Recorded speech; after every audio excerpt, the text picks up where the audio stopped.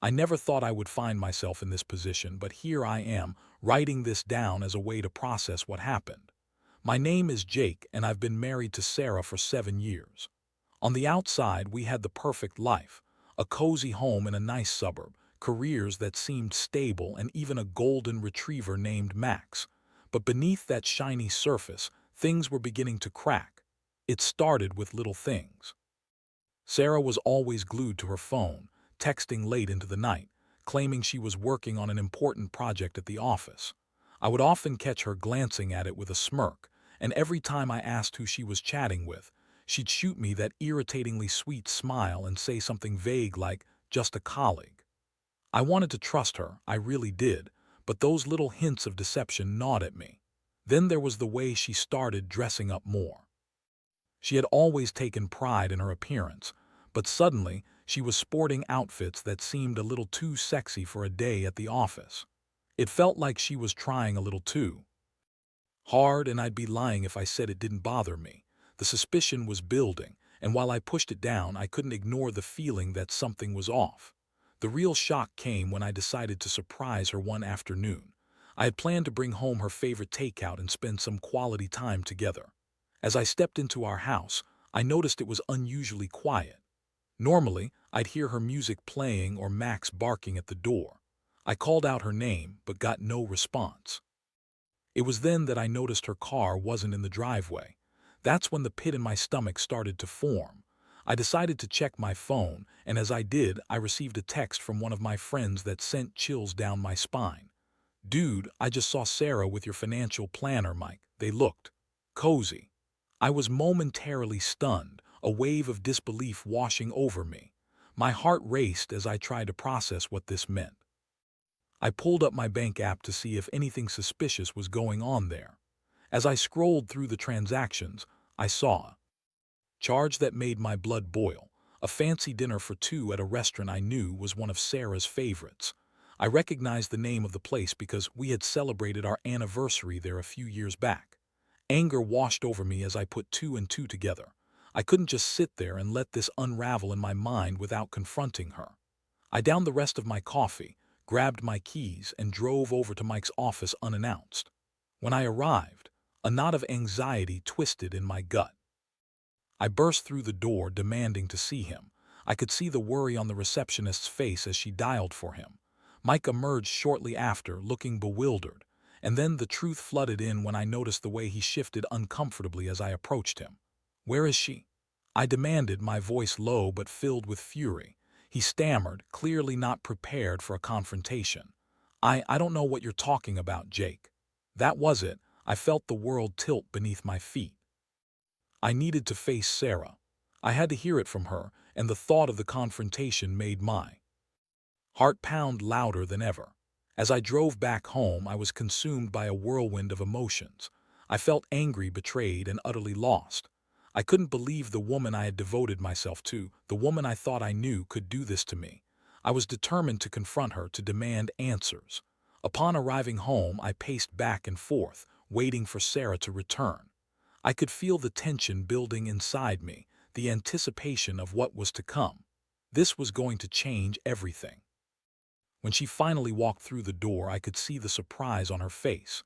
She was wearing a tight red dress that hugged her curves, and I could barely focus on anything but the rage boiling inside me. "Sarah, we need to talk," I said, my voice steady despite the storm raging within. Her smile faded and she took a cautious step back. "What's wrong, Jake?" I could feel my heart racing as I prepared for what was to come. "I know about you and Mike," I said, not holding back any longer. The look on her face was one of shock, but it quickly shifted to defiance. "That's ridiculous, you're imagining things," she shot back, crossing her arms defensively.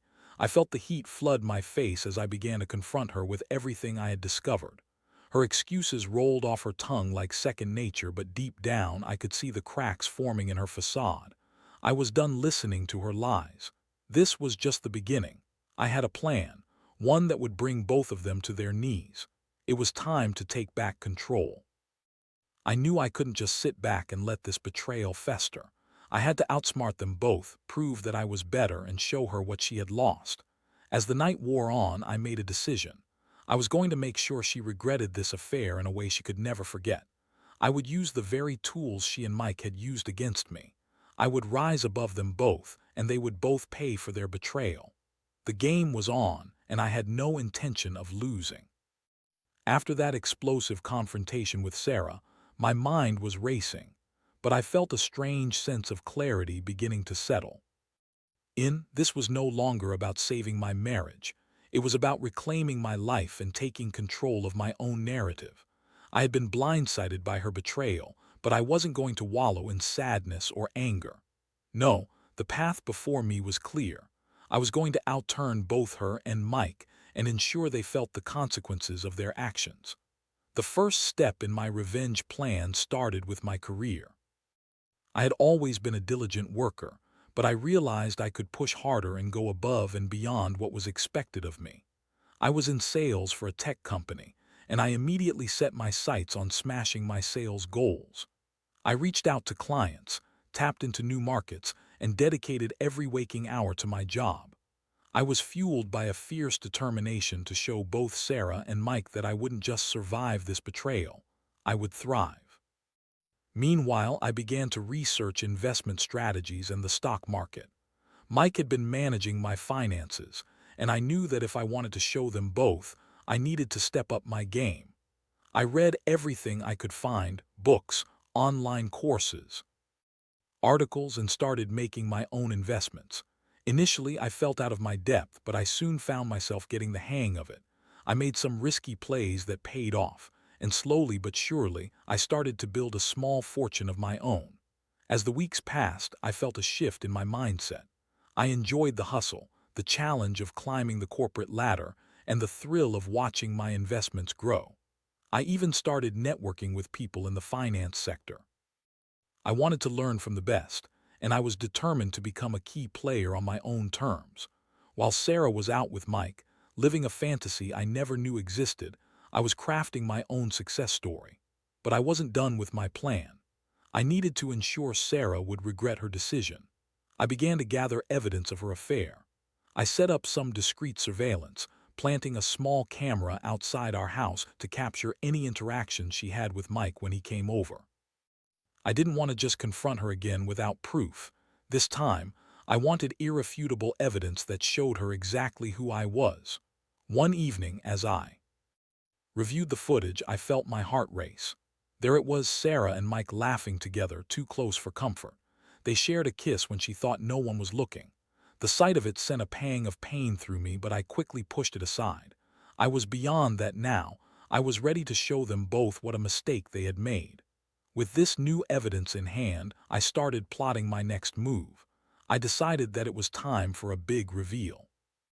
I wanted to expose them in a way that would make it clear I had the upper hand. I knew that Sarah had a work dinner coming up in a couple of weeks, and I planned to attend unannounced.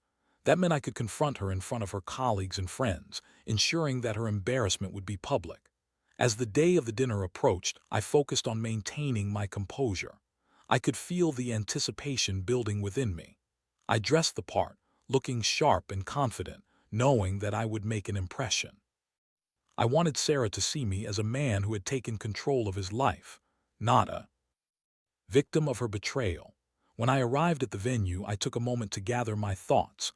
The restaurant was upscale, and I could see colleagues mingling, laughter filling the air. My heart raced as I spotted Sarah across the room, dressed elegantly in a sleek black dress, her hair cascading over her shoulders. She looked stunning, but I couldn't let that distract me. I was there for one reason: to confront her and Mike.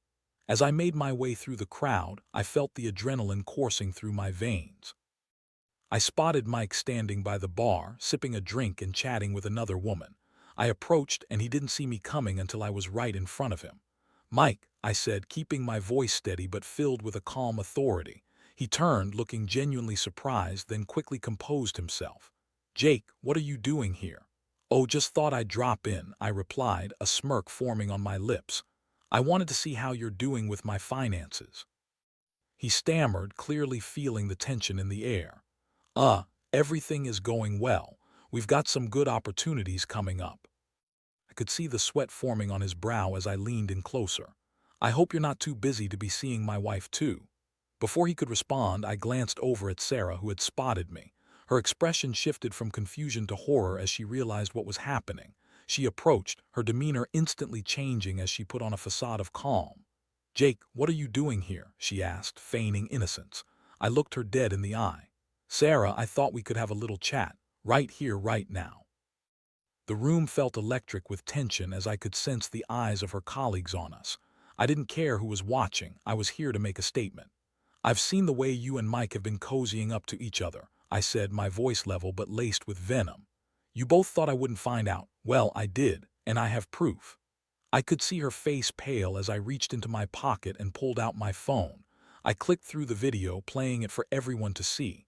Laughter and whispers filled the room as they watched, and I felt a wave of satisfaction wash over me.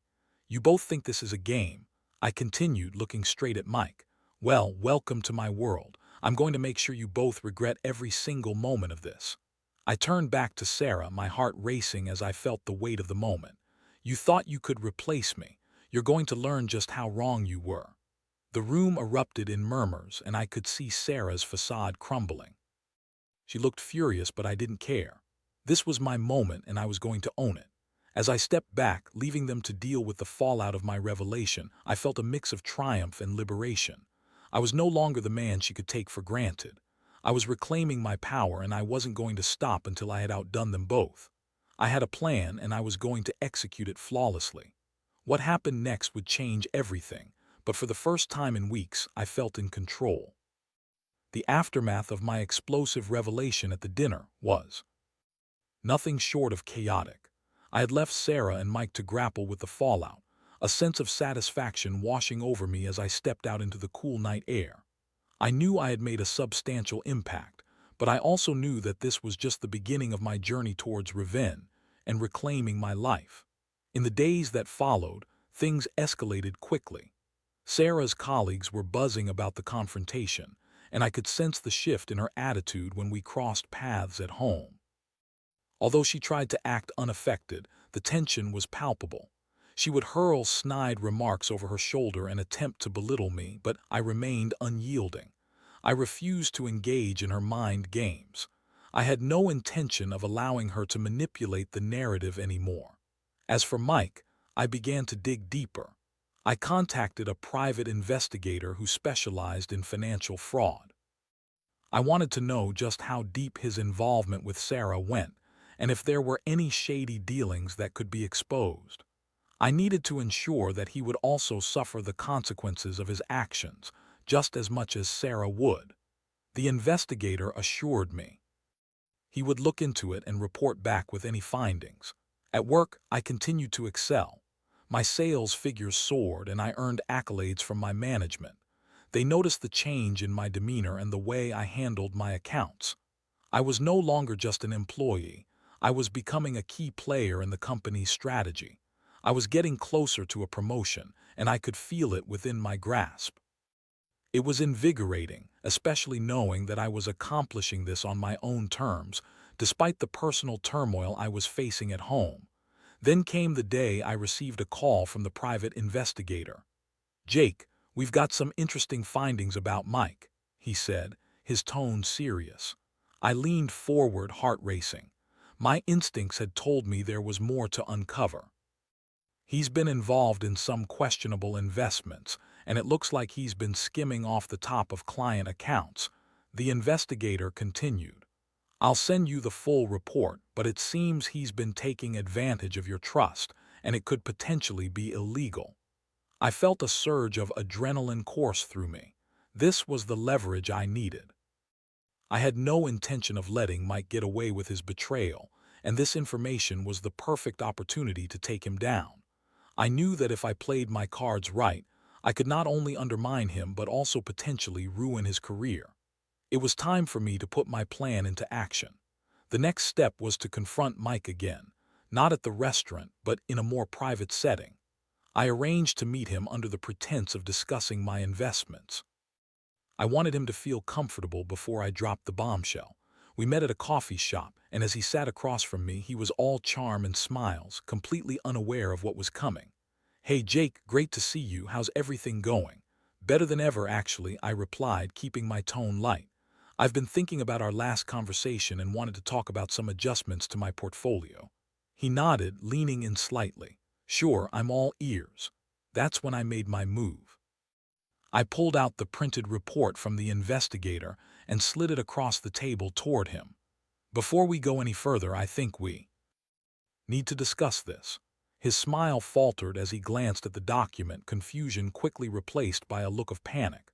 What is this? It's a report detailing your financial misconduct, I said, keeping my voice steady. You've been playing with my money and other clients' money like it's Monopoly cash. I have everything documented here. He shifted in his seat, looking around nervously. Now, Jake, let's not jump to conclusions. This could be a misunderstanding.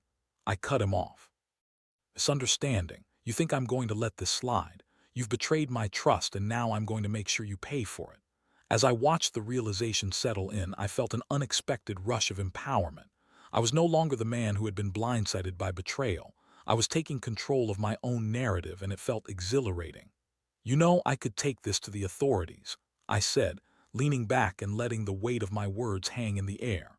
But I'm willing to make a deal with you. If you cut all ties with Sarah and leave my life, I'll consider keeping this under wraps. Otherwise, I'll make sure everyone knows what you've been up to. His face turned pale as he realized the implications of my threat. You can't do this. I have a family. Don't play the victim now, Mike, I interrupted. You made your choices, and now you're going to face the consequences. With that, I stood up, leaving him to stew in his own anxiety. I felt a sense of triumph surge through me. I had taken back the power in this situation in ways I never thought possible. I was determined to ensure both Sarah and Mike regretted their decisions deeply. Back at home, I was met with Sarah's fury. She had heard through the grapevine about my confrontation with Mike and was furious that I had dared to expose him. You think this is over, Jake? You're just making things worse, she shouted, her face flushed with anger. I crossed my arms, standing my ground. You brought this on yourself, Sarah. You thought you could have your cake and eat it too. Now you'll see the consequences of your actions. She scoffed, trying to regain her composure. You think you can control everything? You're just a loser who can't handle rejection. Funny, because I'm the one who's thriving, I responded coolly. You're the one who's going to lose everything. That night, as I lay in bed, I felt a strange mix of emotions. I was proud of what I had accomplished, yet I knew I was only at the halfway point. I was determined to make sure Sarah understood the weight of her betrayal. I felt a sense of purpose igniting within me. I was going to come out on top, both personally and financially. The revenge I had planned was becoming a reality, and I was ready for whatever came next. Now, as I looked ahead, I knew I had to keep my momentum going and ensure that I executed my plan flawlessly. I had made a decision to transform my pain into power, and I was more committed than ever to seeing it through. Life continued to unfold in a whirlwind after my confrontations with Sarah and Mike. I was driven by a newfound sense of purpose and determination. The more I dived into my work and investments, the more I felt my confidence building. I was finally becoming the man I had always wanted to be, one who wouldn't be sidelined by betrayal or deception. With the evidence of Mike's financial misconduct weighing on my mind, I decided to reach out to a couple of my colleagues who worked in legal and compliance at my company. I wanted to make sure that if I handed over the information to the authorities, it would be in a way that could lead to real consequences for both Mike and Sarah. I didn't want to just threaten them. I wanted to make sure they would feel the full brunt of their actions. I arranged a meeting with Lisa, one of the company's compliance officers. We met for coffee one afternoon at a quiet cafe near my office. As I laid out the details of what I had discovered about Mike, I could see her expression shift from curiosity to concern. Jake, this is serious, she said, her brow furrowing. If what you're saying is true, you need to report this to HR immediately. It could affect the company's reputation if it gets out. I nodded, but I also wanted to be smart about it. I'd like to handle this privately for now. Can you help me devise a plan for how to approach HR without drawing too much attention? Lisa agreed, and we spent the next hour discussing the best course of action. I detailed the evidence I had gathered, and we decided that the best approach would be to present it to HR while remaining discreet, allowing them to investigate without making a huge public spectacle. That evening, as I returned home, I felt a mix of anxiety and anticipation. Sarah was in the living room scrolling through her phone trying to appear nonchalant, but I could see that she was still rattled from everything that had happened. "Did you have a good day?" she asked, her tone too casual, like she was trying to read me. "I did actually. Made some great strides at work," I replied, keeping my voice steady. "How about you? Any exciting news?" She rolled her eyes. "You mean besides trying to ruin my life?" "No, nothing exciting." I couldn't help but chuckle at her desperation. "You should be more worried about Mike's future than mine. I've got plans, Sarah, big ones." Her expression darkened. "Plans? What are you plotting?" "Just a little insurance policy. You'll find out soon enough," I said, feeling more confident than ever. As the days turned into weeks, I continued to work on my revenge plan. I kept my head down at the office, focusing on my performance and preparing for the HR meeting. I could feel the pressure building, and it felt exhilarating. The anticipation of Mike's downfall was intoxicating. When the day finally came to meet with HR, I felt a rush of adrenaline. I walked in with my evidence neatly organized, ready to present my case. The HR manager, Angela, listened intently as I laid out everything I knew about Mike's misconduct. She took notes, her expression serious as I detailed the allegations and the proof I had gathered. "Jake, this is a serious matter," she said, her voice steady. "We will need to conduct an investigation, and I can't make any guarantees regarding the outcome." "I understand," I replied, my heart racing. "I just don't want this to blow up in public until we have more information. I want to handle it discreetly." Angela nodded, appearing satisfied with my approach. "We'll do our best to keep this under wraps. Thank you for bringing this to our attention." As I left the HR office, I felt a sense of relief mixed with excitement. I had taken decisive action, and now it was out of my hands. I could only wait and see how it would unfold. Back at home, I found Sarah packing the living room, her arms crossed tightly over her chest. "What's going on, Jake? I've been hearing some whispers around the office," she said, her tone sharp. "Whispers? What kind of whispers?" I asked, feigning ignorance. "Don't play dumb with me. I know you've been talking about Mike. What have you done?" I smiled, knowing I had the upper hand. "Just ensuring that everyone is playing fair, that's all. You never know what might come to light when people start talking." Her eyes narrowed as she glared at me. "You're a piece of work, you know that. You think you can just take control of everything." "Control? No, Sarah. This is about justice. You made your choices, and now you're going to face the consequences," I said, my voice steady. In the weeks that followed, I kept my distance from Sarah, focusing intensely on my work and my investments. I continued to see positive results, and I was also getting closer to a promotion. Every sale I made felt like a step towards rebuilding my life, and I was determined to prove that I could rise above the betrayal. I also started to refine my investment strategy. I began diversifying my portfolio, and my confidence in my financial acumen grew. I was no longer just a passive participant. I was actively involved in crafting my own financial future. Then, one evening, as I was reviewing my investments, I received a text from Lisa. "We've begun the investigation into Mike's activities. I think you'll be pleased with the direction this is going." My heart raced as I read her message. I couldn't help but feel a thrill of anticipation. This was the moment I had been waiting for. I was finally taking control of the narrative, and I couldn't wait to see how it would all unfold. Later that night, I confronted Sarah one last time. I wanted her to understand the gravity of her actions and what was coming. For her and Mike. "You're running out of time, Sarah," I said, my voice low. "You have no idea what's about to happen." "What have you done?" she demanded, panic creeping into her tone. "Just making sure the truth comes out. You'll find out soon enough," I replied, smirking at her growing anxiety. As I lay in bed that night, I couldn't help but feel a surge of power. I had taken control of my life, and nothing could stop me now. The wheels were in motion, and I was ready for whatever came next.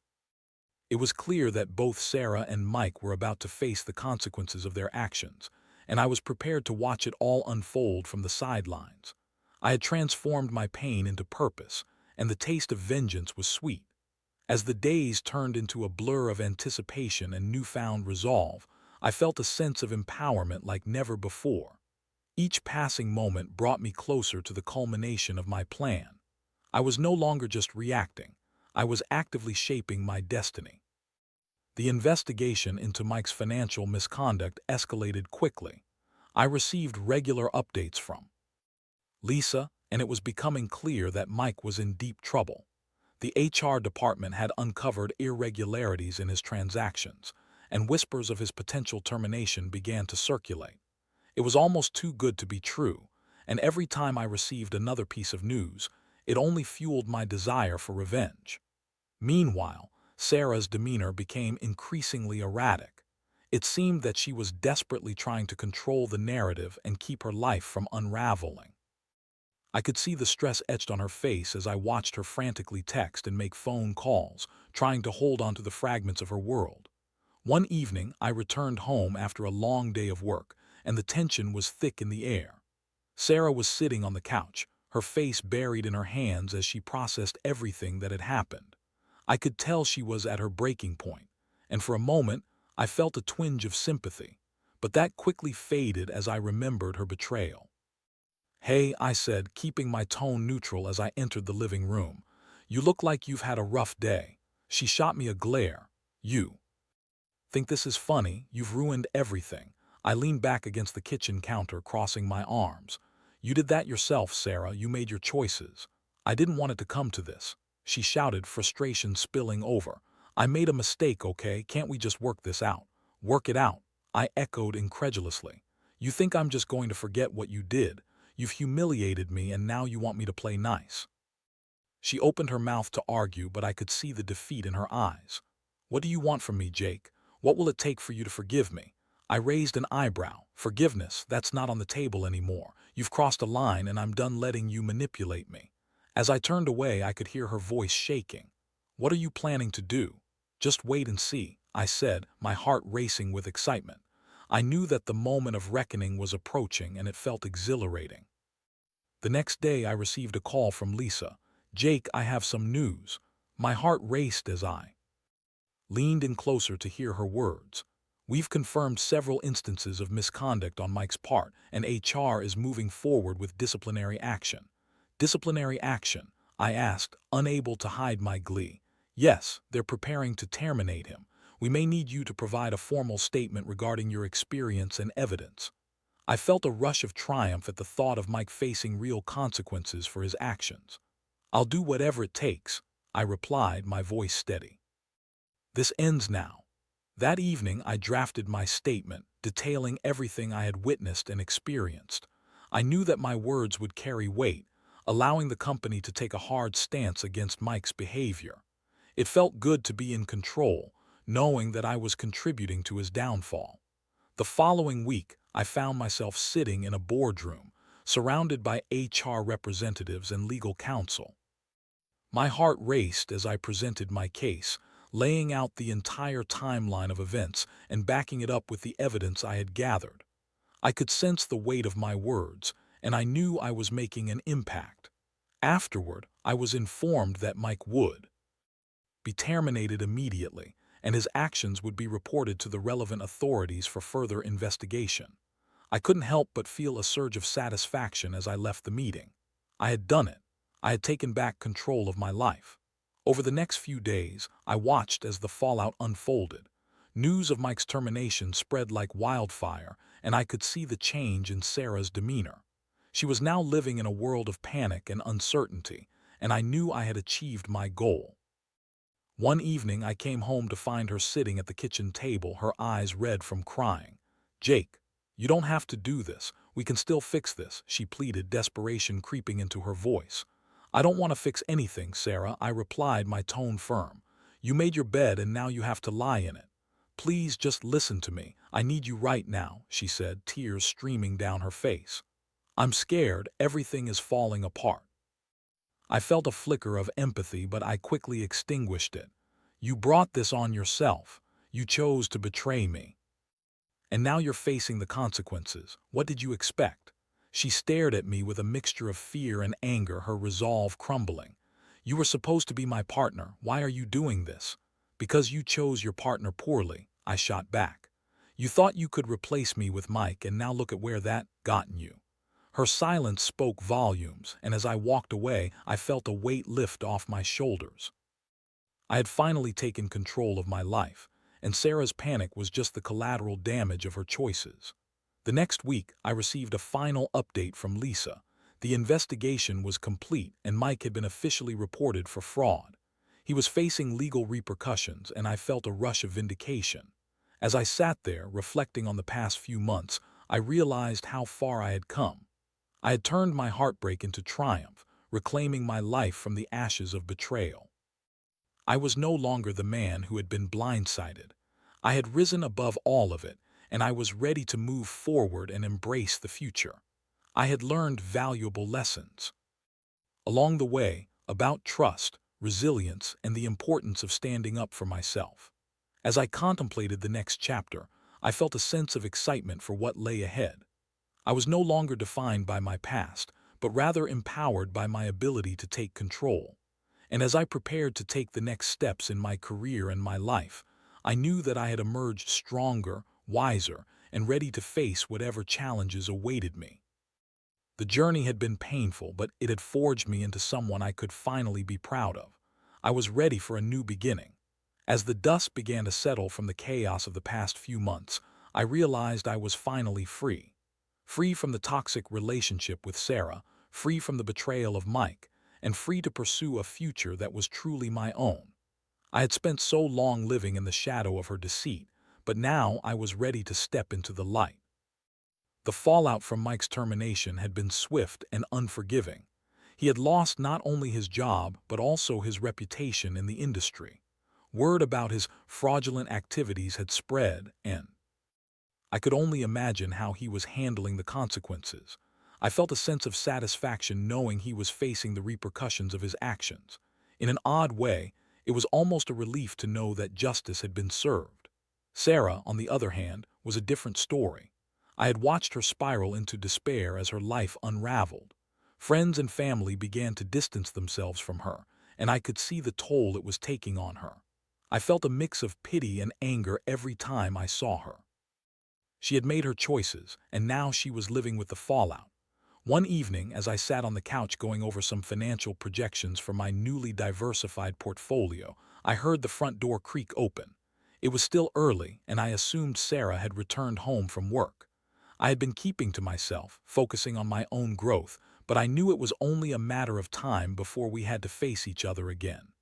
"Jake," she called softly, her voice hesitant. I glanced up, finding her standing in the doorway, looking defeated and worn down. Her expression was one of vulnerability I hadn't seen in a long time, and for a split second my heart softened. "Sarah," I replied, keeping my tone neutral. "What do you want?" I wanted to talk," she said, stepping into the living room. "Can we sit down?" I hesitated, weighing my options. Part of me wanted to slam the door on this chapter of my life for good, but another part of me was curious about what she had to say. I nodded reluctantly and motioned for her to take a seat. "I know I've messed everything up," she began, her voice shaky. "I've made so many mistakes, and I'm sorry. I'm really sorry, Jake." I listened, my arms crossed as I tried to gauge her sincerity. "You hurt me, Sarah. You betrayed my trust in the worst way possible." "I know," she said, tears glistening in her eyes. "I can't take back what I did, and I don't expect you to forgive me. I just wanted to acknowledge it, to let you know I understand how badly I messed up." "Understanding doesn't change anything," I replied, my voice steady. "You made your choices, and now you're facing the consequences. I'm not here to rescue you." She nodded, wiping her eyes as she looked down at the floor. "I know, I guess I want to make amends somehow. I've lost everything, and I don't know how to move forward." I paused, letting her words sink in.